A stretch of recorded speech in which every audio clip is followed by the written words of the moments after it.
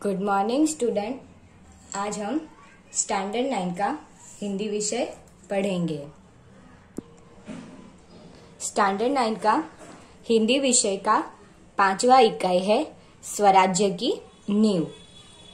ये इकाई में रानी लक्ष्मीबाई और उनके जो सेवक और उनकी जो सेविका है उसके बारे में दिया गया है। खास करके जो स्वतंत्र संग्राम हुआ था 1857 में उसका वर्णन यानी कि वो युद्ध का वर्णन इस इकाई में किया गया है। क्योंकि रानी लक्ष्मीबाई का जो राज्य था झांसी, वो उसी समय खतरे में था। उसे बचाने के लिए रानी लक्ष्मीबाई जो संघर्ष करती है, जो युद्ध करती है, उसका वर्णन इस इकाई में किया गया है। अब हम ये इकाई को समझते हैं। इसमें आपको पात्र दिए गए हैं। इसमें लक्ष्मीबाई है, मुंदर, तात्या, जूही, रघुनाथराव और सेनानायक। अब हम इकाई को समझते हैं। रंगमंच पर युद्ध भूमि का दृश्य अंकित किया जा सकता है। कैंप कहीं पास ही लगा हुआ है। महारानी लक्ष्मीबाई के तंबू का एक भाग दिखाई देता है। पर्दा उठने पर महारानी लक्ष्मीबाई अपनी सखी जूही के साथ उत्तेजित अवस्था में मंच पर प्रवेश करती है। दोनों लाल कुर्ती के सैनिकों की वेशभूषा में है। अब युद्ध भूमि है, वहां कैंप यानी कि तंबू गाड़े हुए हैं। रानी लक्ष्मीबाई के तंबू का एक भाग दिखाई देता है और फिर रानी लक्ष्मीबाई अपनी सखी, उसका नाम क्या है इसमें, जूही के साथ आती है। अब दोनों केस में है लाल कुर्ती यानी कि सैनिकों की वेशभूषा में है। लक्ष्मीबाई, मेरे देखते देखते क्या से क्या हो गया जूही। झांसी, कालपी, ग्वालियर कहाँ गई, परंतु मंजिल है कि पास आकर भी हर बार दूर चली जाती है। स्वराज्य को आते हुए देखती हूँ, परंतु दूसरे ही क्षण में मार्ग में हिमालय अड़ जाता है। उसे पास करती हूँ तो महासागर की डरावनी लहरें थपेड़े मारने लगती है। उनसे जूझती हूँ तो नाविक सो जाते हैं। देखो जूही, उधर क्षितिज पर देखो, कैसी लपलपाती हुई लपेटें उठ रही है। अब क्या होता है, लक्ष्मीबाई अपनी सखी है जूही, उसको अपने व्यथा सुनाती है यानी कि अपना दुख सुनाती है कि सब कुछ हमारे पास था। जो झांसी थी, कालपी था, ग्वालियर था, वो राज्य हमारे पास था, पर देखते ही देखते वो सब दूर चला गया। अब क्यों दूर चला गया था वो भी आप लोगों को पता है, फिर भी मैं बता देती हूँ कि 1857 में एक नियम यानी कि एक कायदा आया था। क्या कायदा था कि जो गवर्नर जनरल डेलहाउसी था, उसने एक नीति अपनाई थी जिसमें जो राजा का पुत्र नहीं है वो राज्य नहीं कर सकता। अब रानी लक्ष्मीबाई का भी ऐसा ही था, इसीलिए उनका राज्य भी चला गया था। अब रानी लक्ष्मीबाई कहती है कि ऐसा लगता है कि स्वराज्य मेरे पास है, स्वराज्य यानी अपना राज्य, पर दूसरे ही क्षण में क्या होता है, हिमालय अड़ जाता है यानी कि बहुत बड़ी बाधा आ जाती है। उसे पार करते हैं तो फिर से दूसरी बाधाएं आ जाती है। इस तरह कोई ना कोई बाधाएं आ जाती है। जैसे आसमान फिर दिखाती है कि जूही देखो, उधर क्षितिज पर देखो। क्षितिज यानी जहां धरती और आसमान का मिलन होता है उसे क्या कहते हैं, क्षितिज। सारा आकाश घुम घटाओं से छाया हुआ है। प्रलय की भूमिका है, लेकिन राव साहब है कि रक्तमंडल की छाया में ऐसे ऐशो आराम में मशगूल है। आवेश में आते सहसा मौन हो जाती है। जूही कुछ कहने के लिए मुंह खोलती है कि महारानी फिर बोल उठती है, जूही जूही, मैंने प्रतिज्ञा की थी कि मैं अपनी झांसी नहीं दूंगी, लेकिन झांसी हाथ से निकल गई। जूही सहसा तीव्र होकर बोली, नहीं नहीं, झांसी हाथ से नहीं निकली। मैं अपनी झांसी नहीं दूंगी। मैं अकेली हूँ, लेकिन उससे क्या, मैं अकेली ही झांसी लेकर रहूंगी। अब क्या होता है कि बोलते हैं कि कुछ ना कुछ अवरोध आता रहता है। ऐसा लगता है कि मैं मेरा राज्य वापस ले लूंगी, पर एक बाधा को पार करती हूँ तो दूसरी बाधा आके खड़ी हो जाती है। फिर भी मैं हार नहीं मानूंगी। मैं अपनी झांसी लेकर रहूंगी। झांसी है वो राज्य का नाम है और मैं अपनी झांसी किसी को नहीं दूंगी। अब जूही क्या बोलती है? जूही कहती है, कौन कहता है आप अकेली है महारानी? आप तो गीता पढ़ती है, फिर यह निराशा कैसी? अब जूही बोलती है कि आप अपने आप को अकेला मत समझो, और उसमें भी आप तो भागवत गीता पढ़ती है, तो फिर वो पढ़ने के बाद भी आपको निराश नहीं होना चाहिए। लक्ष्मीबाई बोलते हैं, मैं निराश नहीं हूँ। मैं जानती हूँ कि मैं झांसी लेकर रहूंगी, लेकिन क्या तुम नहीं जानती कि उस दिन बाबा गंगादास ने मुझे क्या कहा था? अब लक्ष्मीबाई बोलते हैं कि मैं निराश नहीं हूँ, मैं दुखी नहीं हो रही, और मैं झांसी लेकर रहूंगी। पर क्या तुम नहीं जानती कि उस दिन बाबा गंगादास, जो एक संत साधु पुरुष थे, उसने मुझे क्या कहा था? क्या कहा था वो देखते हैं। जब तक हमारे समाज में छुआछूत और उच्च नीच का भेद नहीं मिट जाता, जब तक हम विलास प्रियता को छोड़कर जनसेवक नहीं बन जाते, तब तक स्वराज्य नहीं मिल सकता। वह मिल सकता है केवल सेवा, तपस्या और बलिदान से। अब क्या होता है कि मैं निराश नहीं हूँ, पर जो बाबा गंगादास ने जो कहा था वो मुझे याद आ रहा है। क्या कहा था कि समाज में छुआछूत यानी कि ऊंच नीच का भेदभाव है, और जो लोग विलास प्रिय है यानी कि ऐसो आराम है, वो छोड़ेंगे तो ही, और जनसेवक बनेंगे तो ही हमें स्वराज मिल सकता है। यानी कि ऐशो आराम छोड़कर हमें क्या करनी चाहिए? लोगों की सेवा, तपस्या और बलिदान। स्वराज के लिए बलिदान भी देना पड़ता है, यानी कि कड़ी मेहनत करनी पड़ती है। जूही बोलती है, लेकिन महारानी, उन्होंने यह भी तो कहा था कि स्वराज प्राप्ति से बढ़कर है स्वराज्य की स्थापना के लिए भूमि तैयार करना, स्वराज्य की नींव का पत्थर बनना। सफलता और असफलता देव के हाथ में है, लेकिन नींव के पत्थर बनने से कौन रोक सकता है? वह हमारा अधिकार है। अब जूही क्या बोलती है कि स्वराज्य को प्राप्त करना, उससे पहले क्या करना होता है? स्वराज्य की स्थापना करना, यानी कि उसकी नींव रखना। स्वराज्य मिलना या ना मिलना वो भाग्य की बात है, पर उसके लिए मेहनत करनी चाहिए, वो हमारा अधिकार है। लक्ष्मीबाई मुस्कुराकर कहती है, शाबाश मेरी कर्नल, तुम लोगों से मुझे यही आशा है। जिस स्वराज्य की नींव तुम जैसी नारियां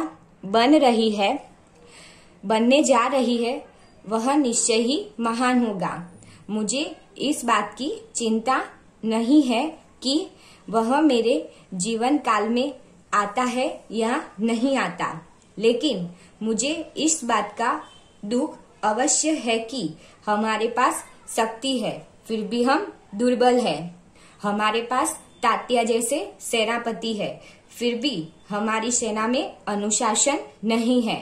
हमारे पास ग्वालियर का किला है, फिर भी हम कुछ नहीं कर पा रहे हैं। क्यों? जानती हो क्यों? अब रानी लक्ष्मीबाई बोलती है कि जूही कहती है कि हमें मेहनत करनी चाहिए, आशा नहीं छोड़नी चाहिए, फिर भाग्य जो है हमारा नसीब वो तय करेगा कि हमें स्वराज्य मिलेगा या नहीं मिलेगा।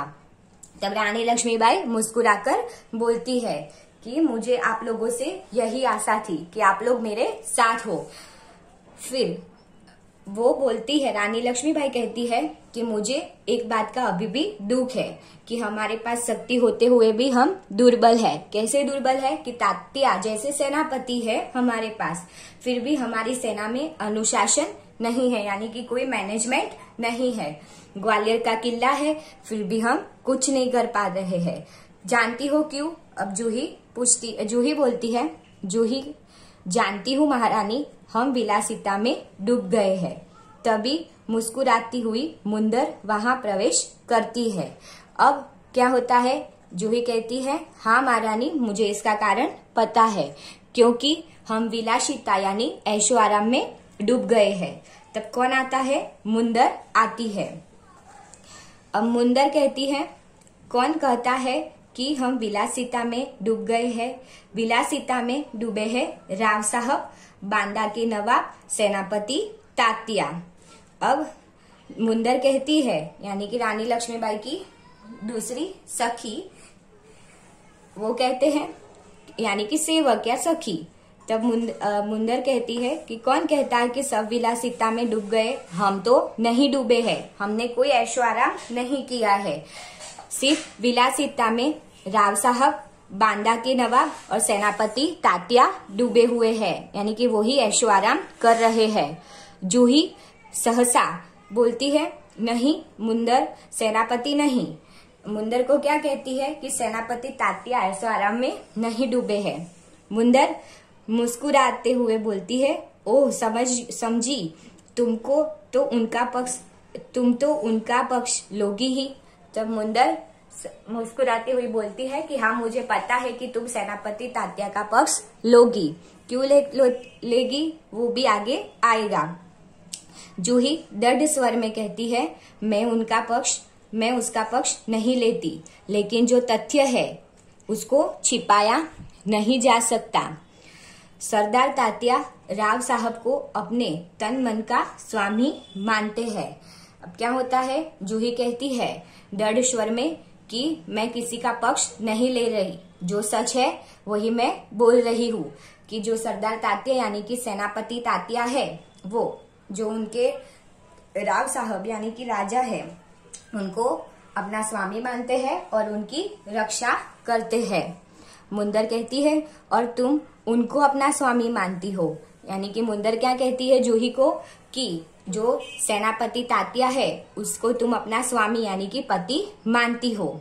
जूही बोलती है, हाँ, मैं उनको अपना स्वामी मानती हूँ और मानती रहूंगी, लेकिन उनसे भी अधिक मैं महारानी को अपना स्वामी मानती हूँ, और महारानी से भी बढ़कर मैं अपने देश को अपना स्वामी मानती हूँ। देश के लिए मैं सरदार को भी ठुकरा चुकी हूँ। जूही बोलती है कि हाँ, सेनापति को मैं अपना स्वामी मानती हूँ, पर मेरा सच्चा स्वामी तो महारानी है, और महारानी से भी अधिक मैं अपने देश को अपना स्वामी मानती हूँ, यानी कि देश की रक्षा करना मेरा प्रथम कर्तव्य है। मुंदर शक पाकर बोलती है, जूही तू तो नाराज हो गई, मेरा यह मतलब नहीं था, मैं तो केवल इतना कहना चाहती थी कि जब तूने उन्हें अपना स्वामी मान लिया है तो तू उन्हें रोकती क्यों नहीं। अब मुंदर बोलती है कि मेरी बात से तुम नाराज हो गई, पर मेरा वो मतलब नहीं था, पर तुम उसे अपना स्वामी मानती हो तो तुम उन्हें समझा सकती हो कि वो ऐशो आराम छोड़ दे। लक्ष्मीबाई बोलती है, जूही ने रोका है मुंदर, मैं जानती हूँ। जब राव साहब के कहने पर तात्या इसे नाचने के लिए बुलाने आए थे तो उसने उनको बुरी तरह दुत्कार दिया था। अब लक्ष्मीबाई बोलती है कि जूही ने जो तात्या थे सेनापति उसको भी समझाया है, पर तात्या नहीं माने हैं।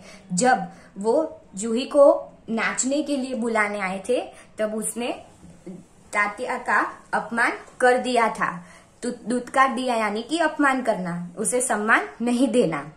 जूही, हाँ रानी, मैं स्वराज्य के लिए नाच सकती हूँ, बराबर नाच सकती हूँ, परंतु विलासिता में डूबने के लिए अपनी कला को किसी के गले की फांसी नहीं बना सकती। जो मुझको ऐसा करने के लिए कहते हैं उनको मैं ठोकर मार सकती हूँ। अब जूही कहती है कि हाँ, जो स्वराज्य नाचने से भी मिल सकता है तो मैं सबके सामने नाच सकती हूँ, पर जो लोग विलासिता में यानी कि जो सिर्फ ऐशो आराम कर रहे हो और उसके सामने मैं नाचना नहीं पसंद करूंगी।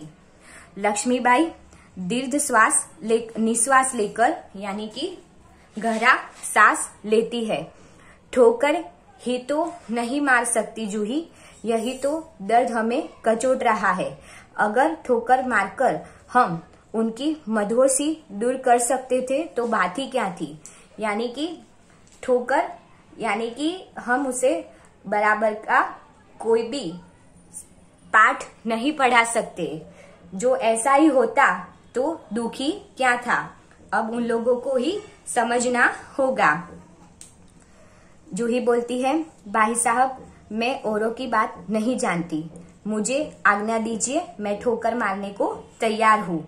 अब जूही बोलती है कि मुझे पता नहीं है कि वो लोग मानेंगे या नहीं मानेंगे, पर मैं एक बार तो उन्हें सजा देना चाहती हूँ। मुंदर बोलती है, और मैं भी तैयार हूँ भाई साहब, चलो हम सब मिलकर उनकी नींद हराम कर दे, यानी कि हम उसे अच्छा पाठ सिखाए। लक्ष्मीबाई बोलती है, नहीं मुंदर नहीं, हम उनकी नींद हराम नहीं कर सकते। अब तो दुश्मन की ठोकर ही उनको उस नींद से जगा सकती है। अब किसको जगाने की बात कर रही है? जो राव साहेब है, सेनापति तात्या है, उसको नींद से जगाना, यानी कि वो लोग ऐशो आराम में पड़े हैं। उनका जो राज्य है वो हाथ से चला जा रहा है और अंग्रेजों के हाथ में जा रहा है, फिर भी वो लोग क्या कर रहे हैं? ऐशो आराम में डूबे हुए हैं। इसीलिए रानी लक्ष्मीबाई क्या करती है कि हम कोई भी पाठ उसे नहीं पढ़ा सकते। अब जब उनको जो जगा सकता है वो है अंग्रेज, कुछ ऐसा होगा तब वो लोग नींद से जागेंगे, यानी उन लोगों को तभी ठोकर मिलेगी। जूही बोलती है, दुश्मन की ठोकर, यह आप क्या कर रही है? यानी कि दुश्मन उनको समझाएगा, यह आप क्या कर रही है? लक्ष्मीबाई बोलती है, हाँ जूही, दोस्त की ठोकर अविश्वास की खाई को और भी चौड़ा कर देती है। क्या तुम नहीं जानती कि हम एक दूसरे को किस दृष्टि से देखते हैं? ऐसी स्थिति में मेरे कुछ कहने से शंकाओं की घटा और भी गहरा नहीं उठेगी। अब क्या कहती है रानी लक्ष्मीबाई कि हाँ, कि अभी अविश्वास की खाई और भी चौड़ा कर देगी, क्योंकि मैं कोई सबक सिखाऊंगी उन लोगों को तो हम लोगों के बीच में क्या होगा? अविश्वास की खाई पैदा होगी और वो बढ़ती ही जाएगी, क्योंकि हम एक दूसरे को ऐसी दृष्टि से देखते हैं।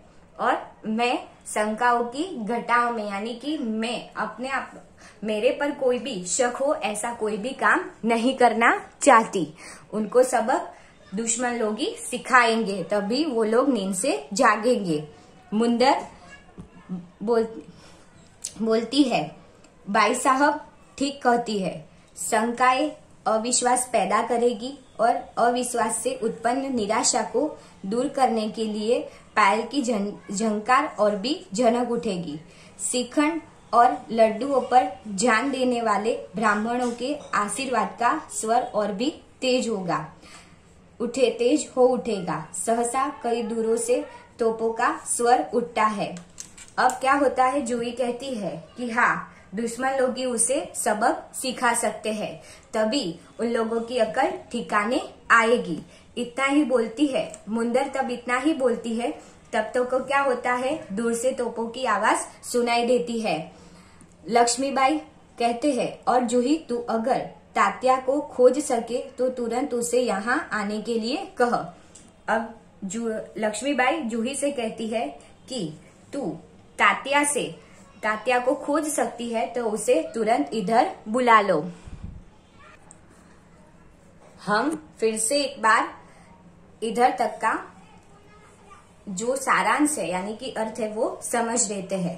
ये इकाई में यानी कि स्वराज्य की नींव, इसमें रानी लक्ष्मीबाई, जूही, फिर तात्या, मुंदर, सेनानायक और रघुनाथ राव के पात्र दिए गए हैं। अब 1857 का जो स्वातंत्र संग्राम हुआ था, जो युद्ध हुआ था, उसके बारे में हमें इधर दिया गया है। तब रानी लक्ष्मीबाई का जो झांसी का राज्य था वो अंग्रेजों ने ले लिया था। इस वजह से रानी लक्ष्मीबाई अपनी झांसी वापस पाने के लिए युद्ध करती है। तब रानी लक्ष्मीबाई को लगता है कि मैं अपनी झांसी किसी को नहीं दूंगी और जो मेरी झांसी लेगा उससे छीन लूंगी। पर उन्हें एक बात का दुख था।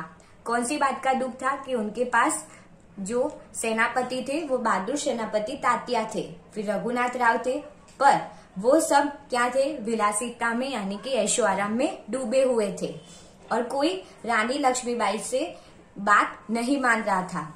इसीलिए रानी लक्ष्मीबाई, जूही और मुंदर को लगता है कि अब दुश्मन लोग ही इन लोगों को सबक सिखा सकते हैं और तभी इन लोगों की आंखें खुल सकती है। तब तक हमारे कहने से भी कुछ नहीं होगा, क्योंकि हम कुछ कहेंगे तो अविश्वास और शंका का वातावरण पैदा होगा। इसीलिए रानी लक्ष्मीबाई कुछ भी नहीं कहती है। जब मुंदर भी और जूही भी कहते हैं कि स्वराज मिलना या ना मिलना वो भाग्य के हाथ में है, पर हमारे हाथ में क्या है कि हम स्वराज को पाने के लिए मेहनत करते रहे। तब रानी लक्ष्मीबाई भी बोलती है कि हाँ, तब तक मैं अपनी झांसी किसी को नहीं दूंगी, मैं अपनी झांसी वापस लेकर ही रहूंगी। हमने इधर तक का इकाई समझा, आगे का इकाई हम दूसरे लेक्चर में समझेंगे। धन्यवाद।